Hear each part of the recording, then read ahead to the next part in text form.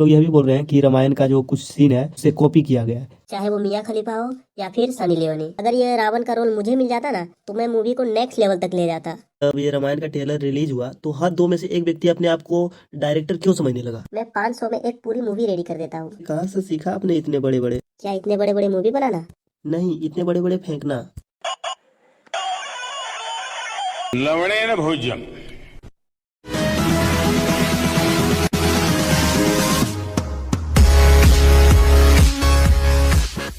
Hello दोस्तों, स्वागत है आप सभी का एक बार फिर से हमारा सीरियस पॉडकास्ट में।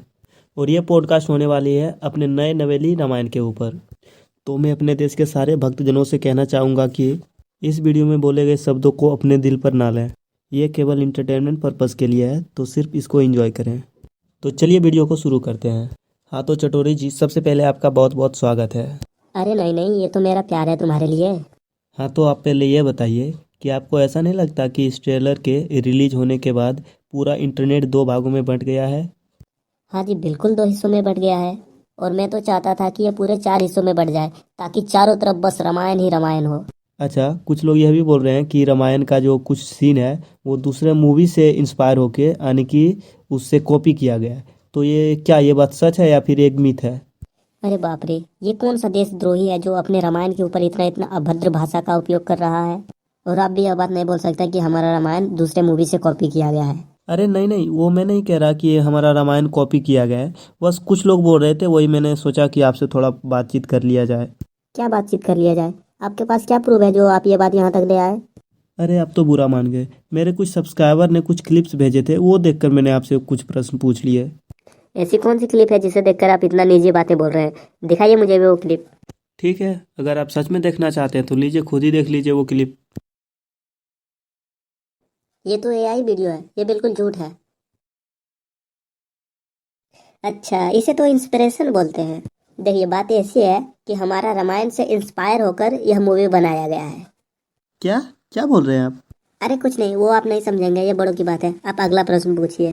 अच्छा, आप ये बताइए कि जब ये रामायण का ट्रेलर रिलीज हुआ तो हर दो में से एक व्यक्ति अपने आप को डायरेक्टर क्यों समझने लगा। क्या मतलब? मतलब कि हर कोई बोल रहा है कि ये रोल उसको देना चाहिए था, वो रोल इसको देना चाहिए था। देखिए, ये बात बोलना बिल्कुल गलत होगा, क्योंकि हम जानते हैं कि जो ये डायरेक्टर होते हैं इनकी ज़िंदगी आसान नहीं होती है। पूरी जो जिम्मेदारी होती है वो एक डायरेक्टर पर ही होता है। तो ऐसा लोगों को नहीं बोलना चाहिए कि ये रोल दूसरों को देना चाहिए, इस पर नहीं फिट खा रहा है। लेकिन हाँ, एक बात है, अगर ये रावण का रोल मुझे मिल जाता ना तो मैं मूवी को नेक्स्ट लेवल तक ले जाता।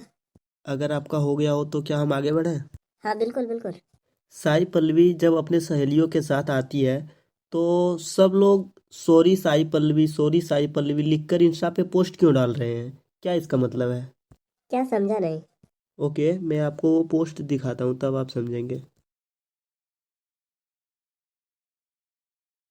अच्छा समझ गया। ये पोस्ट सब लोग नहीं डाल रहे हैं, सिर्फ वो लोग डाल रहे हैं जो एक नंबर का कमीना और एक नंबर का नीच इंसान है। इनके अनुसार कैरेक्टर का चरित्र फिट हो या ना हो, बस वो सिर्फ सुंदर होने चाहिए। चाहे वो मियाँ खलीफा हो या फिर सनी लियोनी। वाह, क्या बात बोल दी आपने। पहली बार आप एक अच्छी बात बोले हो। हाँ बिल्कुल। शाही पल्लवी इतने पवित्र होने के बावजूद भी अगर ये लोग उस पर उंगली उठा रहे हैं तो इसका मतलब साफ है, ये एक नंबर के नीच इंसान है। तो अब हम आगे बढ़ते हैं अगले प्रश्न की ओर। तो अब हमारा सवाल है अपना रावण यानी कि यश पर, जिनमें कई लोग बोल रहे हैं कि यश को इसमें अपना वॉइस नहीं देना चाहिए था, एक दमदार वॉइस देना चाहिए था। तो इस पर आप क्या कहना चाहेंगे। हाँ, ये बात बिल्कुल सही है। रावण तीनों लोगों का सबसे पावरफुल कैरेक्टर है, तो उसका आवाज़ भी इतना दमदार होना चाहिए कि सुनकर ही हमें एक डर सा अंदर से फील हो, ना कि एक बिल्ली की आवाज़ जैसा हो। इसलिए मैं तो कहूँगा कि हमारा डायरेक्टर से जो है एक तो गलती हुआ कि उन्होंने एक दमदार आवाज़ नहीं दिया। ठीक है, बहुत बढ़िया लगा आपका ऑनेस्ट रिव्यू सुनकर। अब बढ़ते हैं अगला प्रश्न की ओर।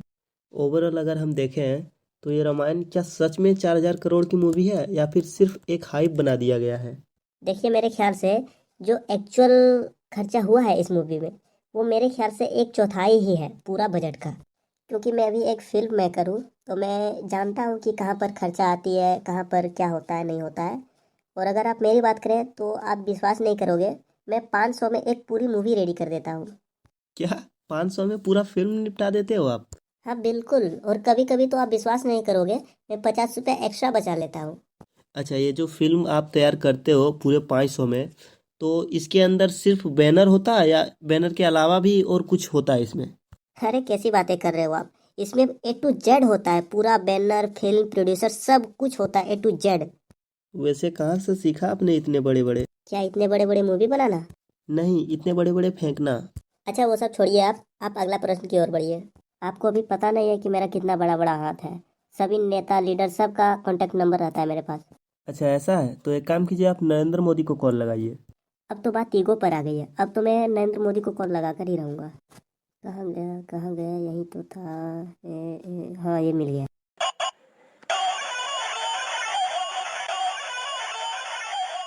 हेलो नरेंद्र मोदी जी, मैं बोल रहा हूँ, चटोरी। लवणेन भोज्यम। अरे छोड़िए महाराज, आप भी बच्चों की तरह करते हो। चलिए अगले प्रश्न की ओर बढ़ते हैं। हाँ बिल्कुल। हाँ तो आप ये बताइए, ये जो रामायण में टोटल खर्चा हुआ है, क्या ये वर्थ इट है? फिर वही बात, मैं अगर फिर कुछ बोला तो फिर तुम बोलोगे कि फिर ये लंबा लंबा फेंक रहा है। इसलिए मैं अब कुछ नहीं बोलना चाहता हूँ इस विषय पर। तो फाइनली आप मानते हैं कि आप लंबा लंबा फेंक रहे थे? अब जो समझो तुम। चलिए ये हुई ना बात। तो बिना टाइम को गवाए चलिए वीडियो को यहीं पर करते हैं एंड। हाँ तो चटोरी जी, आप क्या बोलना चाहोगे अपने ऑडियंस को? थैंक यू गाइस यहाँ तक रुकने के लिए। और ये हमारा पहला वीडियो है, तो अगर आपको थोड़ा भी पसंद आया तो प्लीज़ वीडियो को लाइक और चैनल को सब्सक्राइब जरूर से कर लेना गाइस। तो गाइस हम यहीं पर लेते हैं अलविदा, मिलते हैं अगली वीडियो में, तब तक के लिए take care and good bye.